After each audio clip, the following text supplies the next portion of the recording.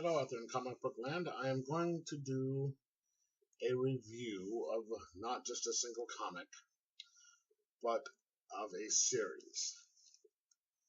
It will be of Malefic, a horror thriller series written by Dan Schafer and drawn by David Miller and published by Devil's Due and First Comics. When I first bought this issue, I knew nothing about it. Didn't know anything about the story or anything about that. I just happened to be walking through my store. When I walk in on New Comic Book Day, excuse me, I get my pulls and then I walk the stacks to see, if there's stuff that I want. There's issues that I get that sometimes that I get that aren't in my pull list, or if there's anything new out. Excuse me. And I came by Malefic, and I saw the cover, and I was immediately intrigued. I mean, come on, look at this cover right here.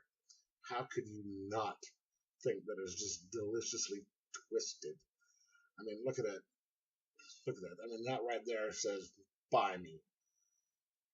If you don't know, horror comics. So I picked it up, started reading it, and by the time I was finished, I had picked up my phone, called Bosco's, my LCS, and had them put it on my pull list. So, Malefic, it opens with Dr. Evelyn Froist on her first day at an asylum for the criminally insane called the Pit.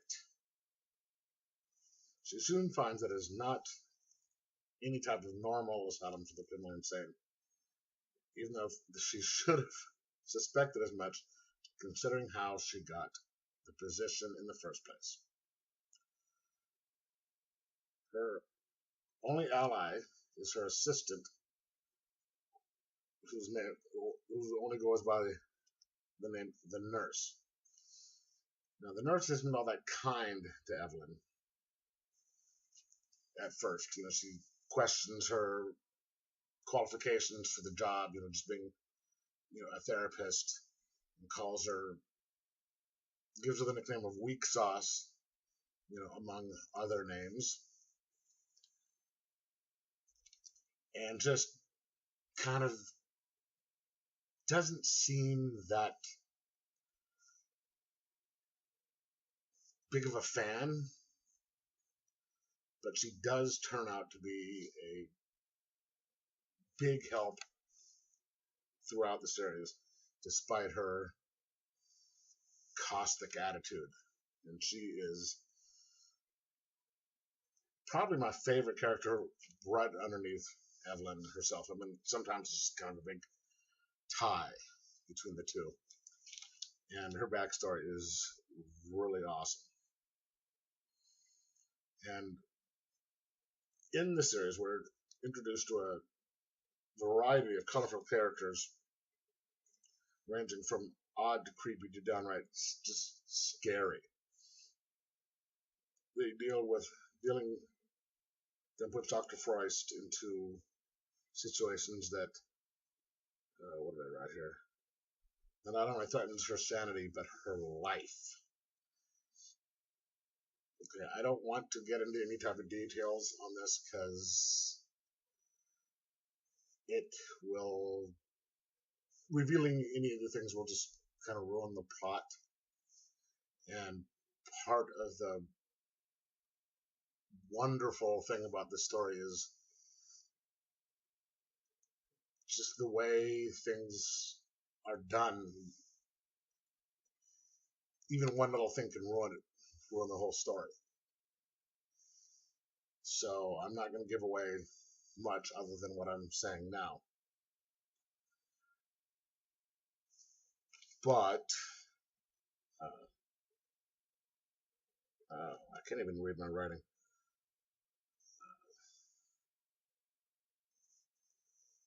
Let's just say that it's a twisted, scary, and just wrong in all the right places. Then we will say it is an 8-issue miniseries, or 8-issue series, and it is the best story that I've read in ages that I can remember. Just, it is very well written by Dan Schafer, with expert pacing, and it's as the mood develops at a good pace, and he switches between horror, thrillers, and humor at all the right places, and it questions sanity and our perspectives of evil as to whether it's inherent or you choose it, or even what the meaning of evil is, to the point at the end where you have to decide how far you want to go to fight what you consider evil, and if you can come back from it. And then the art by David Miller is just awesome. It is incredibly detailed at parts. In fact, I even have a detailed and moody. I mean, come on, take a look at this right here, this upper section right here. I mean, that is some incredible detail right there. And then if you have this just, it goes from detailed and just to just a person's face. That's Evelyn's father on videotape right there. That just shows some incredible creepiness just by the picture right there.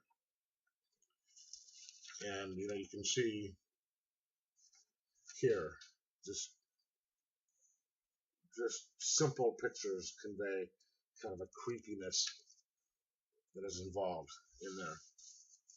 So his art is a perfect match for the way Dan writes, and these two are suited for each other.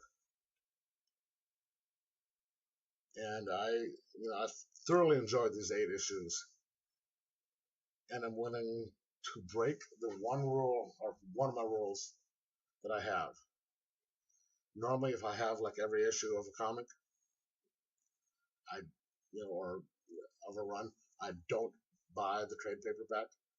But for this one, I have every single issue, and I'm going to get the trade paperback just so I can have the whole collection. I give this book, and this goes for each issue as well as the series, a 5 out of 5. And I can't recommend it any more than I already have. I mean, it is, if you like horror, comedy, thriller stuff, get it. And just sit back in your chair in the dark with a single light on, sort of like this, but not as light. Get yourself a drink, enjoy, read it, and be prepared to enjoy the hell out of yourself and be scared. All right, that's it for me, and let me know if you've read it and what you thought. Talk to you later. Bye.